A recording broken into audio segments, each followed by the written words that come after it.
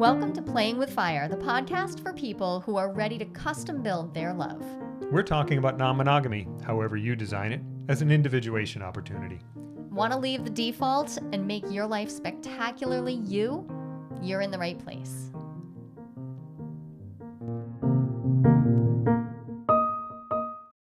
Ken, let's talk about a very hot button topic, something that often raises the ire of people in the non-monogamy world. You want to talk about hierarchy? Hierarchy. Nice. Oh yeah. I can hear the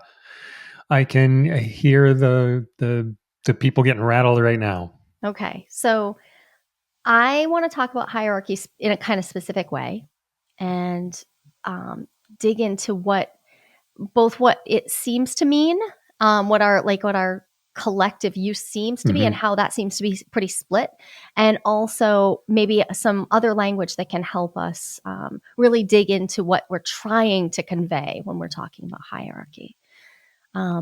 So first off, there is an old in the realm of modern white people talking about non-monogamy.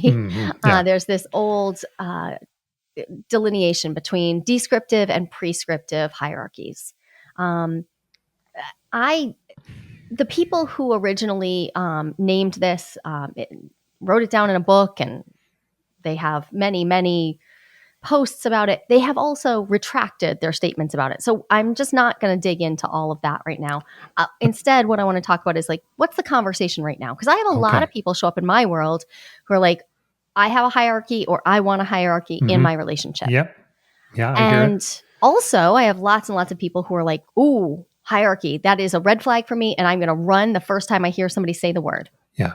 And this tends to create division. And you know what? We just already have a lot of division. So I want to talk about it here so that hopefully we can have a more nuanced conversation amongst the people who are listening to this podcast. When I think of a hierarchy, like the version of me who started in non-monogamy 16 years ago, I was turned off by it, but for some pretty simple reasons. I was a person who really early in my relating was told that I was secondary. So I immediately was brought into the idea of hierarchy. Without anybody even using the word hierarchy, I was brought into the idea that there is an order, to this. And when I look at dictionary definitions of hierarchy, some of them just say a system in which people or things are arranged according to their importance. But some of them say something even more tricky, difficult, challenging, horrible. They talk about hierarchy being a system, an order in which people at the top of that list have power over the people lower on the list. Okay. Yeah. And my experience of having a hierarchy sort of thrust upon me without me realizing it was that I definitely experienced as, it's not that you want to just be more important in some sort of esoteric, ethereal way, like some sort of amorphous, feelings way. You also want actual power over my decisions. You want to have that power over me. And that was scary. And then it played out, and it was very scary for me. Yep. So when I think about hierarchy, that's where my mind goes. What happens for you? What do you think? Well, now I do think of it in terms of power. I at least think about the fact that power enters into it, even if it's not explicitly the top down, the person at the top has power over all the people underneath them. Even the first definition that you gave that didn't talk about power, talked about importance, which is, a weird thing to apply to people, but then we start thinking about relationships and values are like what we think of as important. And anyway, all that said, the first definition didn't talk about power, but it's in there. It implies it. It implies does imply, yeah. And at the very least, it implies that power. Well, by not saying power, we have to actually guess, and that's the deeper conversation to me. Is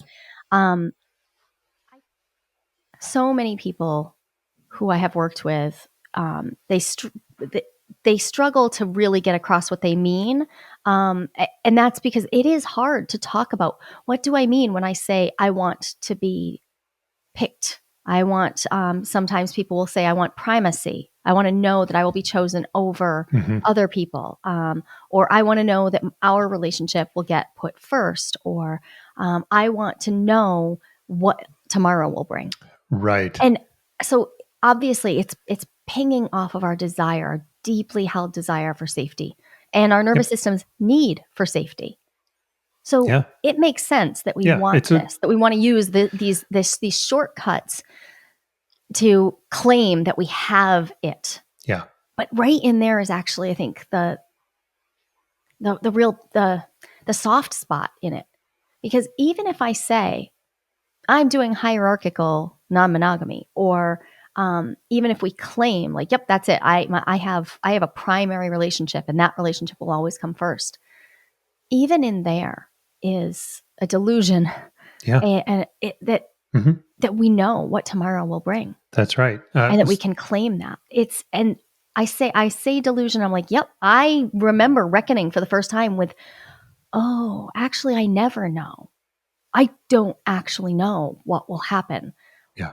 What I can know is what this person can verbalize and tell me. I can know how they are talking with me and how we're co creating our day to day reality.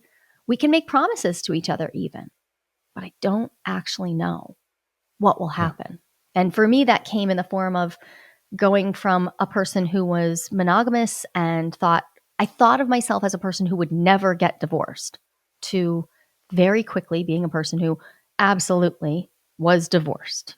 Um, and even that change, in some ways, that was more stark than I also went through a whole series of deaths in my family all around the same time. And in some ways, finding myself in the uncharted territory of, wait, I thought I thought if we made this promise to each other, then I couldn't wind up a divorced person. Yeah.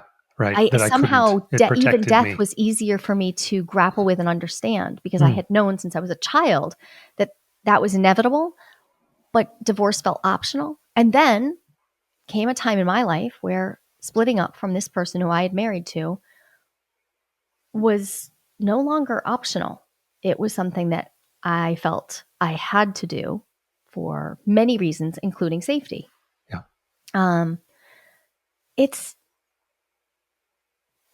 the desire to have hierarchies in place. I think it can come from different levels of awareness. Like, what is it that you want? What is it that you actually want? Because I find Yeah. many people, what they really want is to know that they will be a priority. And even the word priority is tricky, Yep. because technically you can only have one priority. Like, the definition of the word priority is first. Like, Yeah. it's There that. can There's only just be the one one first. ordinal position. So Our corporate world has muddied that world a lot. I mean, I get asked on a regular basis, frequent basis. So, what are your top priorities? What are my top things that are more important than everything else? I right. can't. It's like trying to stand behind myself. Right. Right. So the Except we also use those yeah. words to help us Yes. express that we can have multiple things that all matter to us. And now the real task is, how am I managing these different things that all matter to me? How do I manage the fact that many things are important to me? Yeah. What do I do? And so I'm hinging all the time. And Yep. like, not just as a hinge partner, but also as the hinge of all the things that are important all the things that are important. in That's my right. life. I remember the first time one of our kids was like, I got invited to two friends' houses at the same time. And what a complete disaster it was for Yeah. them, because the first time, and I remember when I was the first time I ran into that as a kid. And the first time you run into it with no tools, like, how do I pick? I Yeah. don't know what to do. Right. And now, and instantly you're cast into the realm of, oh, what I choose is then going to be interpreted by all the other Yep. people. So the two friends whose houses I was invited to, and then everyone else. And it Yeah. starts, this is the stuff, the moves we make start Yep. creating a complex a social system that Yes. we exist in. Yeah. And then we have to introduce the idea, of course, of the obligations and responsibilities that we have committed to with people. Because that, of course, so if I sign on a mortgage document with you, and then I also have other partners who I do not have, even if I live with them, if I do not have like a financial obligation to this house, Yep. well, that agreement that I made, technically speaking, that mortgage document is an agreement between me and a bank. It is also an agreement between you and I, but it's my agreement and I have this responsibility. So like, what does that mean? What does it mean when I try to make financial decisions? Let's say I start spending half of my time with someone else and they have their own place to live and they're already paying for it. Now, is my obligation, is my priority going to be given to the fact that I already signed on this document because I made this commitment to this house that I own with you? But wait, but it often Hmm. feels like it's the commitment to the partnership, and maybe it is. And all I'm trying to point out here is that it really is incredibly complex. And most of us have a complicated set of things that are important to us already.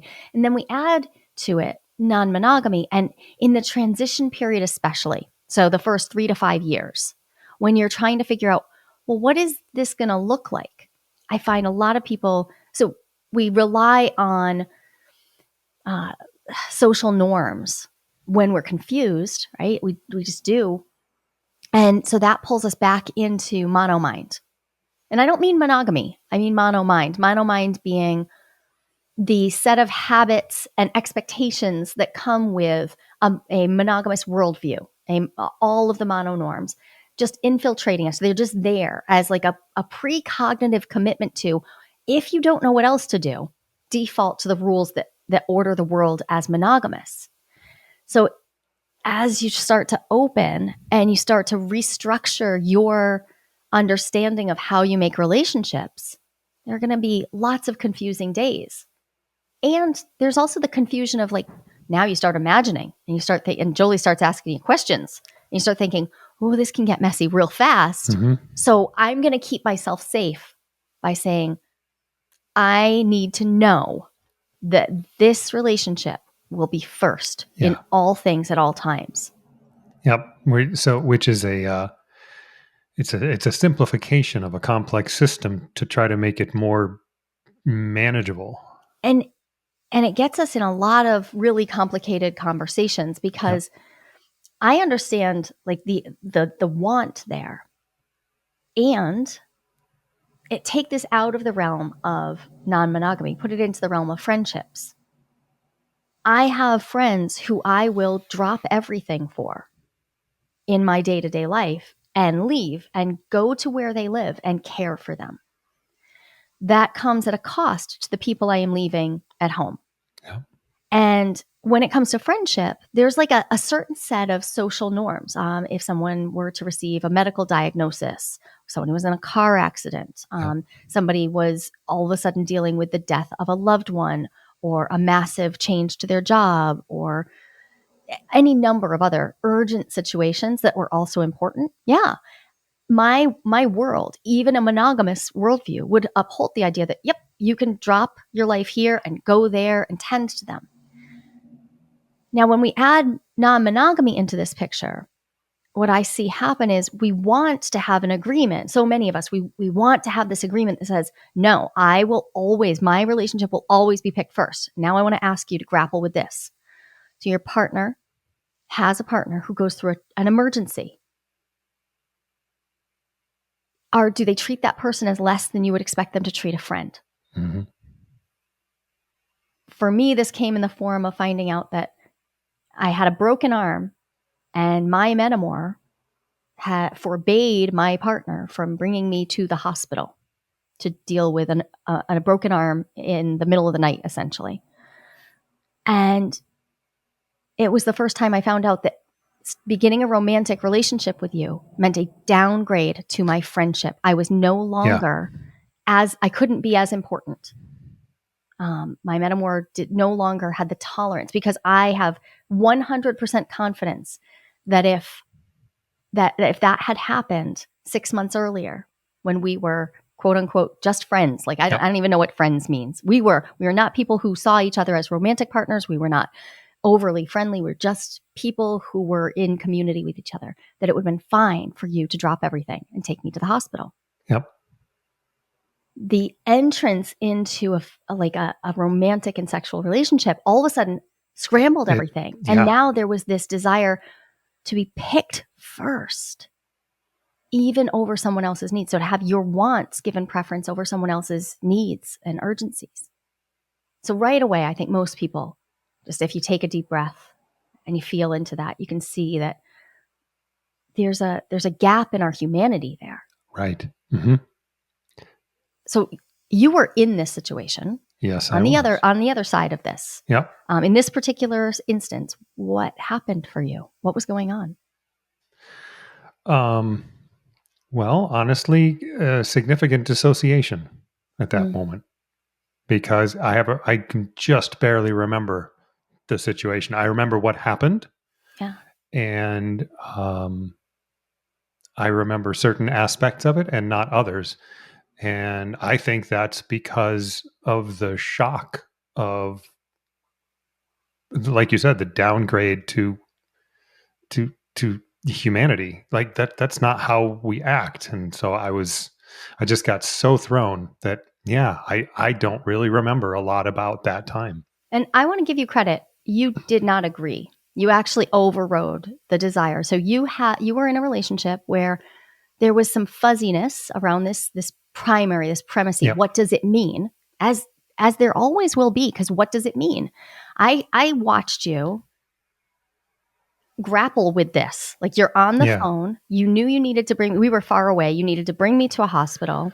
And you were being told, no, go drop her off with someone else, go leave her with someone else and come home. And what I remember you grappling with was, wait, Okay. but Yeah. Okay. why? Because now like, what happened? And Full that just, disclosure, you broke your arm at two separate times.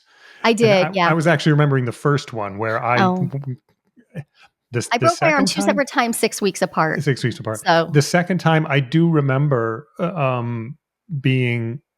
I think enough had happened. I felt certain. There was no confusion in my mind about what should happen next. Um, I didn't. I didn't understand the point of view that said, no, don't care for this person who is injured. okay, but here's the thing. We had also already undergone a period of time where it became clear, like verbally clear, Yeah. that you had a primary partner and I was secondary. Yeah. Right. And you did not fight back against that. Nope.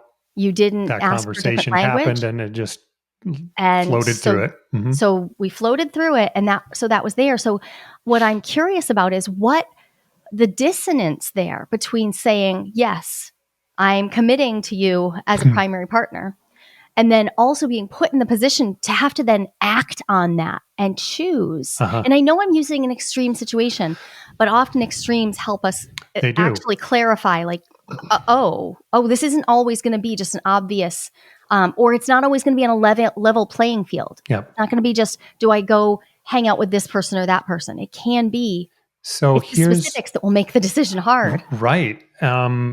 Thank you for bringing that up, because, yeah, I agreed, because I couldn't imagine that it would actually matter. Like, I thought that my and You my agreed to the partner's hierarchy. values were similar enough that, like, okay, sure. What difference does it make? Like, I'm not going to make decisions you wouldn't make anyway. Like, if something, So you were enmeshed. You couldn't yeah. Oh, thank you. imagine Yep. that, in Exactly. fact, Yep. because I think your values still aligned quite a bit, but And how you enacted those values was different. But you didn't know yeah. that. Okay. But I didn't know that, right? Because the years of enmeshment leading up to that left me unable to distinguish me from them. And I just want to give you You were enmeshed and non-monogamous. Like you were not in a Yeah. monogamous marriage, but Nope. you were Still enmeshed enmeshed. to that It's point. not And protection from enmeshment. right, I so appreciate this example. I don't like having broken my arm. I don't I don't like like you it either. having to have grappled with all of that. But this example does, it just highlights like how stark it can all Yeah. feel. When I didn't agree to the secondary label, but I didn't feel that I got to negotiate. It was just a label handed to me. Yeah. And I was like, well, I don't like that, but I don't know what to do. Like it was that or leave. And I was in a very precarious housing situation at the time where I was really not able to actually, I didn't have any place else to sleep at the time. Um, and it was complicated with children involved and all sorts of stuff. But so very complex situation. But day to day, all of us will be faced with times when we have a commitment to one person and stuff happens with our other partners. Yeah. And this is the stuff that it is. We're never actually going to be able to imagine into all of the specific scenarios. So instead, we're going to have to act. Well, now I'm thinking back to the first episode of this season. We're going to have to act in attunement, in alignment with our own integrity, right? Yeah. Like we're going to have to Yep. act in alignment with our own values, which may then look like to a person we promised primary partnership to, like we're not choosing them. So now, again, ask yourself, yeah, when has it ever happened that your partner chose something that you disagreed with? I can't think of anybody who's partnered who hasn't faced a time when, oh, my partner's choosing something I don't agree with. Like that's a thing that happens at Right. times. What we do from there is going to have a huge impact on the relationship. I think the important point in choosing the language, we could say this is all semantics. Yeah, it all is. I mean, everything we're doing is Yeah. it's about language, but how we use that language. So when somebody says to me, I need to know that I'm primary, I'm first, I will always be chosen first. I want to know what's underneath that. Oh, Like yeah. what is it what is the need underneath it? Do you need to know, for instance, that you will have access to someone to support your emotions when you are distraught? Do you need to have a sense of emotional attunement? Do you need to have a wider support network? So in fact, you don't feel like if this one person isn't here, you are bereft and alone in the world. And that's where I start getting curious, because for myself, I feel it, the desire to lean into you as my, because you're my nesting partner, I call you my anchor partner, because you, like, our lives are so interwoven that I can fall into a trap of thinking that I need you to fulfill all of those needs. What I need is my community. I need a community that includes you. Absolutely. And because I happen to I love you. I actually find it really easy to love pretty much all people, but I like you. I just really like you. I really, really do. And I don't like everybody. I don't even like a lot of people. I think I'm kind of I'm honored. I'm a pain in the ass. I don't really like everybody. I love people. I do. I love humans. I love humans. You I do. like you. And so I trick myself pretty regularly into feeling like this person I need them to fulfill all of these needs. And that has numerous times, even though I know all of this, I know how it feels to be on the shit end of a hierarchy. It tricks me into wanting one. I trick myself into like, I Yeah. need you to make me these promises, Yep. even though I know that the promises, for God's sakes, I hope you are a human who will listen to your own values over promises that were made in absence of an imagination that even included the situation you find yourself in. There it is. Yep. That's why the concept. I want to amend my answer to hierarchy. They're simplistic, extremely simplistic, because of all the things that you've just been saying. They don't take they're a global promise without a global vision of what's possible. Right. Through And no those fault of your own. We Yep. cannot No, actually of course you hold all of can't. the everything. I mean, Yeah. it's calling to mind the movie Everything All at Once, like Everything everywhere all at everywhere all at once. once. Yeah. Yeah, like no infinite possibilities. We Yeah. don't know what's going to happen. So to ask for that is to set yourself up to be disappointed too. Yes. And that's actually what right now keeps me out of that trap that I Hmm. set for myself is I have set it. I have set myself up to feel like it's okay, I'm safe because early days. I mean, we've tried all the things.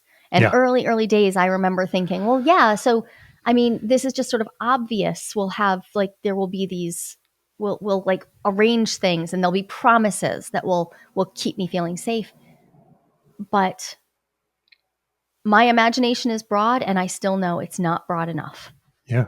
And I don't know what's going to happen. And then a whole lot of stuff went down in our life. It's our shared life, Yep.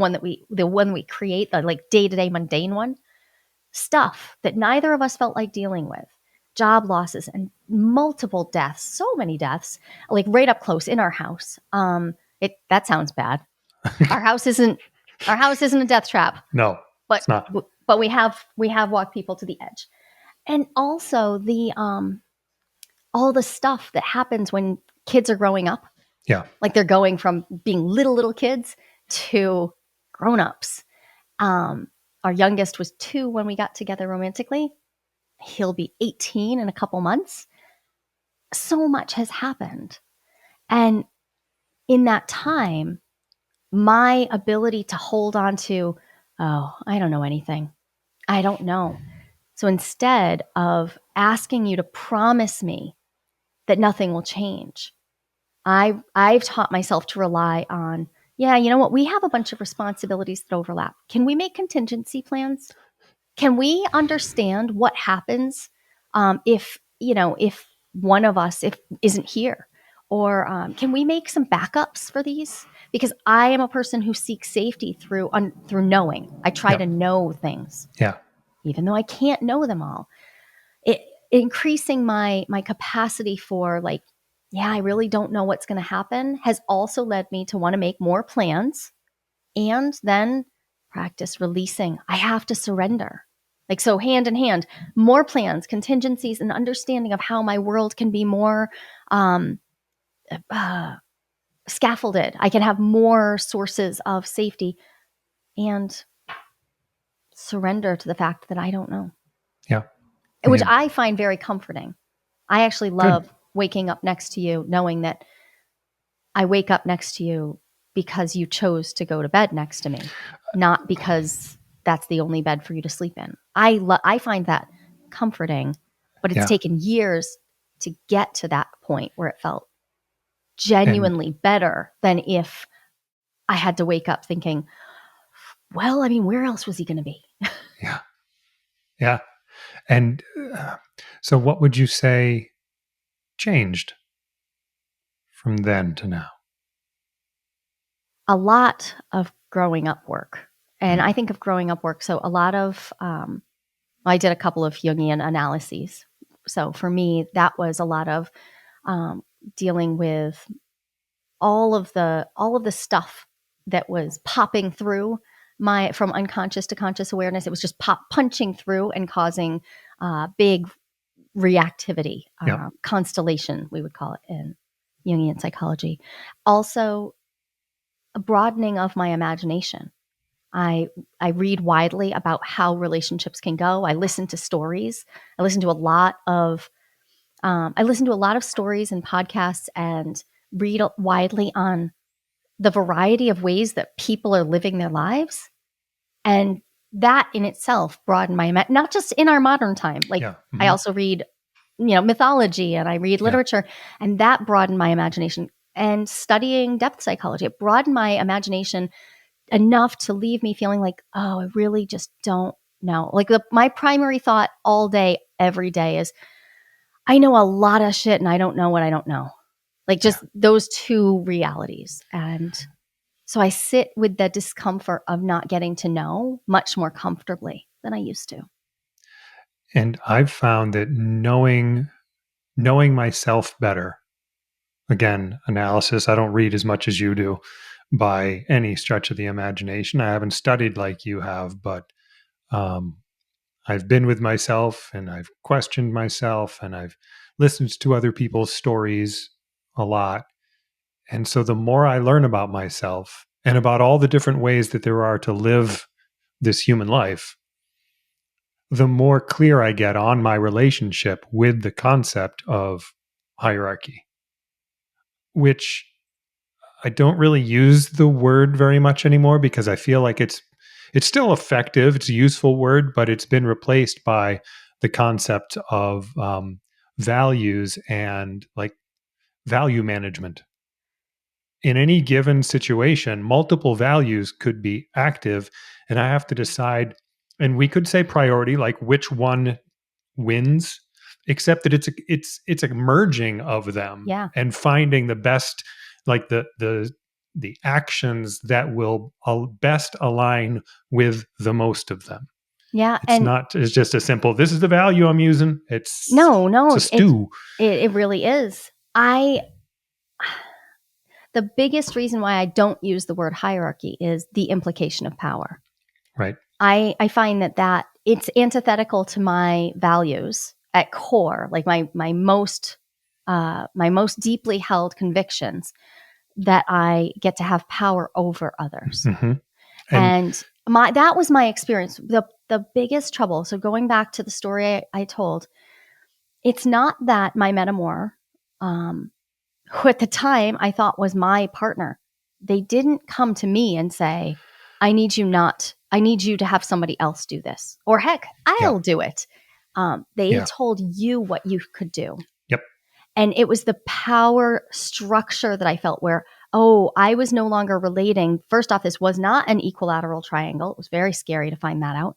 But also, there was power that was flowing from a source I couldn't even access. I was not on the phone with this person. I didn't get to discuss. They didn't even get to hear my story. It was they were controlling your actions or trying to control your hmm, actions and therefore my experience. And I didn't even get to know about this. I had to piece it together from the bottom up. And it was really scary. And I don't want to be in a relationship where it feels like I'm exercising power over someone, which means I have to do a lot of work to make sure that my agreements make space for other people to have like needs and wants that are oppositional to mine, that are mutually exclusive to mine. What happens then? Which means also my life can't depend on just one person behaving exactly the way I expect all the time. yeah. And that is hard for my child parts to deal with. Yeah, I was going to bring up the parts when earlier when you were talking about, it's like, so I know all these things, but I still have this desire to lean in. And yeah, sure, the we have quite simple childish parts inside Yeah. us Oh, yeah. who don't even want to know about nuance or complexity. They just want to be safe. Very simple. Yeah. And that part of me, those parts of me Yeah. are like, no, I know exactly what I want. You're going to sit here where I can see you all the time and also Hmm. never die. And all, and Yes. it's, that's actually what they want. They don't, Yes. they are pre the acceptance of finitude. Yeah. that's, that's how simple they are. And my work is to reparent those parts. And you have been a delightful partner in that you have committed to co-parenting my inner children with me. And I do that with you. Not all of my partners have been open to Yeah. that. I mean, I love it I when people are open to that. I think there's like little ways that we do it all the time where we notice and we help and we tend yeah. those child parts, not in a like, oh, I have to parent this person, in a hey, let me keep you company. This is hard work doing Yes. the growing up of your Providing inner the parts. emotional Yeah. support. Yeah. I So that mean, you you can, have done a great job for me in helping me be um, less socially off-putting. But when I was young, when I was a teenager and up into my 20s, I never wanted to be a parent. It was outside my imagination. It's like, that's never going to happen. But everywhere I went, when I saw kids, I parented them. mm, Not necessarily well, but like I would see their needs. and I would try to meet them, not just respond to what they were doing, but like what was behind it. Hmm. Um, and I would do that. And parents don't always want that when they're in the grocery store or whatever. So eventually, I got a handle on that. But we we all have. I believe in the multiplicity of us all, and um of the I can't think of the word, but the fact that we have versions of us from our past that are still there, still at the place they were back there in the past. I have a 17-year-old who just lost his father. I have a 16-year-old who doesn't know what the hell is going on because the world's about to change, but he doesn't know how. Those people, I carry them along with me, as well as the 5-year-old who knew just nothing and paid attention to nothing and was just happy. And like all these things I carry around with me. And I would love to have help caring for them, which And you do really well, and in a way that no one else has, with both love and intolerance. I love it. That is not well, okay behavior. Oh, right, love and standards, man. love Love and and standards. standards. Yep. It's And so I'm thrilled to be able to do that. And so this, and relating to each other as adults who have inner child yes, parts, which is different than if I treated you like, oh my God, you're just a 17-year-old.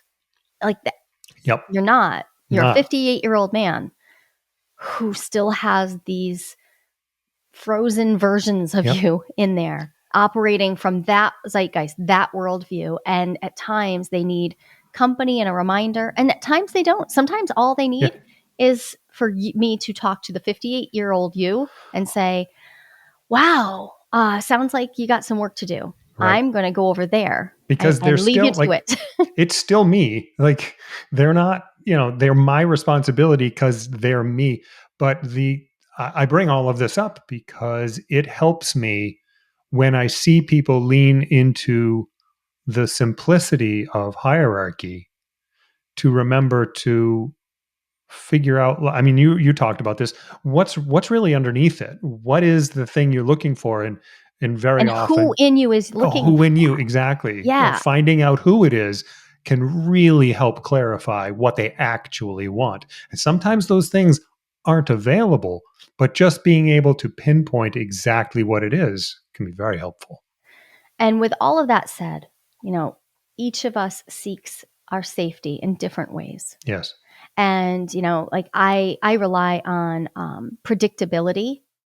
That's a big one for me. I don't need actually consistency as much as I need I need to be Mm, able, I need to feel like, yep, I know where this is going. yeah. You Today's seek going to be different, but let me tell you how. Oh, okay. right, which Hmm. but you seek safety through playfulness. Like what the those two things do You not wouldn't think those really would work together, line and up.